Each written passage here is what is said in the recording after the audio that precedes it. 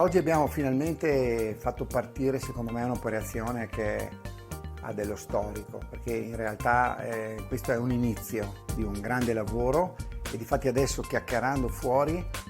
ho già avuto dei contatti con dei comuni che sono molto interessati a entrare in maniera un po' più corposa. Il mio è stato uno stimolo, buttata lì, buttata un'esca, adesso vediamo se qualcuno bocca, nel senso buono chiaramente. Lo scopo di tutto questo è creare una sinergia ed è veramente il momento di mettere un po' di ordine, altrimenti col tempo, quando ci sarà, e ci sarà assolutamente un incremento di richiesta da parte del cicloturismo e non solo, e del trekking,